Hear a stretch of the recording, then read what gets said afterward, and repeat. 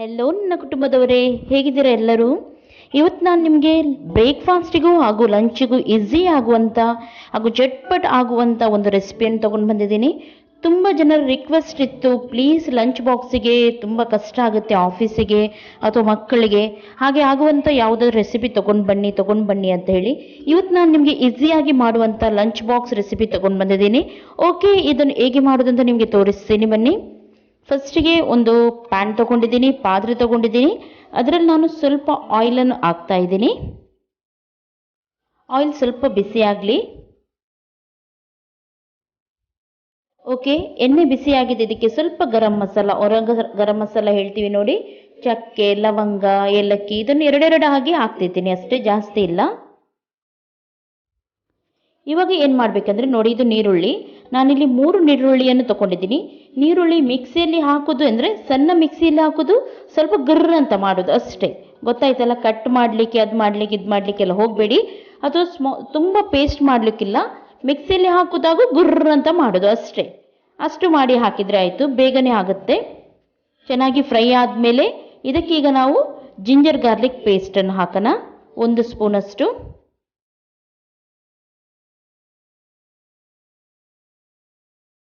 Okay, ಈಗ ನಾನು ಅದೇ ರೀತಿ ಟೊಮೆಟೊವನ್ನು ತೊಗೊಂಡಿದ್ದೀನಿ.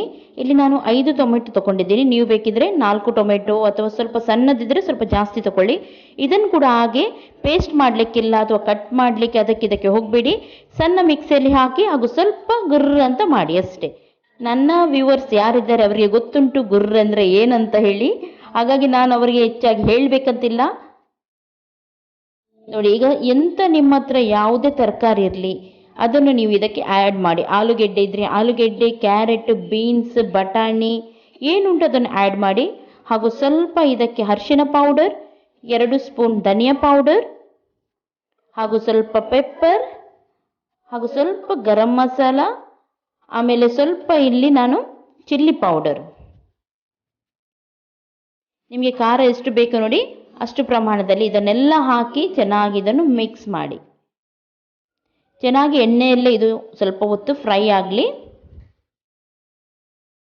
ಇದರ ಕಲರ್ ಚೇಂಜ್ ಆಗುತ್ತೆ, ಅಷ್ಟರವರೆಗೆ ಇದನ್ನು ಸ್ವಲ್ಪ ಹೊತ್ತು ಫ್ರೈ ಮಾಡಿ.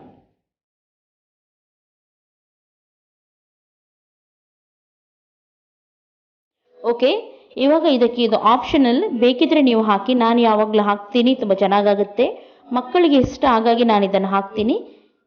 ನಟ್ಸನ್ನು ಸ್ವಲ್ಪ ಗೇರು ಬೀಜ ಅಂತ ಹೇಳ್ತೀವಿ ನೋಡಿ, ಗೋಡಂಬಿ ಅಂತ ಹೇಳ್ತೀವಿ, ಅದನ್ನು ಹಾಕಿ ಸ್ವಲ್ಪ ಫ್ರೈ ಮಾಡಿ. ಓಕೆ, ನೋಡಿ ಚೆನ್ನಾಗಿ ಇದನ್ನು ಫ್ರೈ ಆಗಿದೆ, ನೋಡ್ಬೋದು ನೀವು. ಇವಾಗ ಇದಕ್ಕೆ ಉಪ್ಪನ್ನು ಹಾಕಿ ಸ್ವಲ್ಪ ಹೊತ್ತು ಲೋ ಫ್ಲೇಮಲ್ಲಿ ಇಡಿ.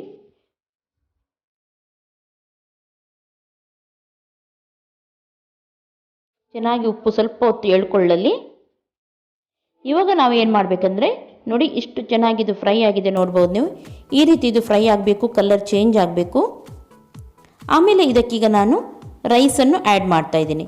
ರೈಸ್ ಮಾಡಲಿಕ್ಕೆ ನಿಮಗೆ ಯಾರಿಗೂ ತೋರಿಸ್ಬೇಕಂತಲೇ ಇಲ್ಲ, ವೈಟ್ ರೈಸ್ ಮಾಡಲಿಕ್ಕೆ ಎಲ್ಲರಿಗೂ ಹೆಚ್ಚಾಗಿ ಗೊತ್ತುಂಟು, ಹಾಗಾಗಿ ನಾನು ಇದನ್ನು ತೋರಿಸಲಿಲ್ಲ. ನೀವು ಕುಕ್ಕರಲ್ಲಿ ಬೇಕಿದ್ರೆ ಮಾಡಿ ಹಾಕಿ, ಅಥವಾ ನೈಟಲ್ಲಿ ಉಳಿದ ರೈಸ್ ಇರುತ್ತೆ ನೋಡಿ, ಅದನ್ನು ನೀವು ಹಾಕ್ಬೋದು. ನೈಟಲ್ಲಿ ಮಾಡಿರ್ತೀವಿ ನೋಡಿ ಅದನ್ನು, ಅಥವಾ ನಾವು ಹೀಗೆ ಪಾತ್ರೆಯಲ್ಲಿ ರೈಸ್ ಮಾಡ್ತೀವಿ ನೋಡಿ, ಅದನ್ನು ಸಹ ನಾವು ಹಾಕ್ಬೋದು. ಬಿಸಿ ಬಿಸಿ ರೈಸ್ ಹಾಕಿ ಸ್ವಲ್ಪ ಹೊತ್ತು ಇದನ್ನು ನಾವು ಫ್ರೈ ಮಾಡೋಣ. ಒಮ್ಮೆಲೆ ನೀವು ನೈಟ್ ಉಳಿದ ರೈಸ್ ಹಾಕಿದರೆ ಸ್ವಲ್ಪ ಹೊತ್ತು ಲೋ ಫ್ಲೇಮಲ್ಲಿ ಇಡಿ, ಚೆನ್ನಾಗಿ ಬಿಸಿ ಆಗುವವರೆಗೂ.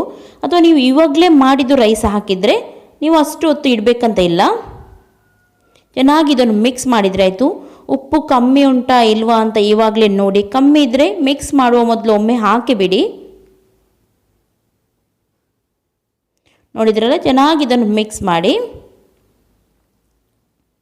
ತುಂಬ ಟೇಸ್ಟ್ ಆಗಿರುತ್ತೆ ಇದು, ಒಮ್ಮೆ ಟ್ರೈ ಮಾಡಿ ನೋಡಿ. ಪನ್ನೀರ್ ಇದ್ದರೆ ಪನ್ನೀರ್ ಹಾಕ್ಬೋದು ನೀವು, ಗೋಬಿ ಇದ್ದರೆ ಗೋಬಿ, ಯಾವುದು ಬೇಕಿದ್ರೆ ತರಕಾರಿ ನೀವು ಇದಕ್ಕೆ ಆ್ಯಡ್ ಮಾಡ್ಬೋದು. ಇವಾಗ ಸ್ವಲ್ಪ ನಾನು ಲಿಂಬೆಹಣ್ಣನ್ನು ಹಿಂಡ್ತಾ ಇದ್ದೀನಿ ಈ ರೀತಿ.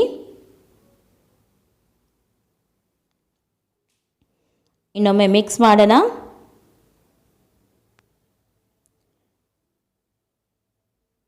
ನೋಡಿ, ತುಂಬ ಚೆನ್ನಾಗಾಗುತ್ತೆ ಇದು. ಇವಾಗ ನಾನು ಇದಕ್ಕೆ ಸ್ಪ್ರಿಂಗ್ ಆನಿಯನ್ ಹಾಕ್ತಾ ಇದ್ದೀನಿ. ಇದು ಆಪ್ಷನಲ್, ನೀವು ಬೇಕಿದ್ರೆ ಇದ್ದರೆ ನಿಮ್ಮ ಹತ್ರ ಹಾಕಿ. ಇದು ನನ್ನ ಹತ್ರ ಇತ್ತು, ಹಾಗಾಗಿ ನಾನು ಹಾಕಿದೆ.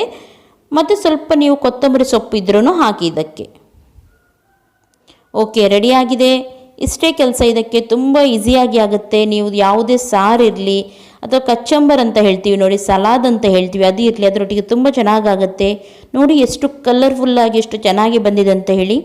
ಮಕ್ಕಳು ತುಂಬ ಖುಷಿಯಾಗಿ ತಿಂತಾರೆ. ನೀವು ಇದನ್ನು ಬ್ರೇಕ್ಫಾಸ್ಟಿಗೆ ಸಹ ಕೊಡ್ಬೋದು, ಮಧ್ಯಾಹ್ನದ ಲಂಚ್ ಬಾಕ್ಸ್ಗೆ ಸಹ ಕೊಡ್ಬೋದು. ಹಾಗೂ ತುಂಬ ಬೇಗನೆ ಆಗುತ್ತೆ. ಇದು ತುಂಬ ಟೇಸ್ಟಿಯಾಗಿ ಆಗುತ್ತೆ. ಒಮ್ಮೆ ಟ್ರೈ ಮಾಡಿ ನೋಡಿ ನೀವು. ಓಕೆ, ಖಂಡಿತವಾಗ್ಲೂ ನಿಮಗೆ ಇಷ್ಟ ಆಗಿರ್ಬೋದು. ಇಷ್ಟ ಆದರೆ ಲೈಕ್ ಮಾಡಿ, ಶೇರ್ ಮಾಡಿ, ಕಮೆಂಟ್ ಮಾಡಿ, ಹಾಗೂ ಯಾರು ಸಬ್ಸ್ಕ್ರೈಬ್ ಮಾಡಲಿಲ್ಲ ಸಬ್ಸ್ಕ್ರೈಬ್ ಮಾಡಿ. Take care. ಬಾಯ್ ಬಾಯ್.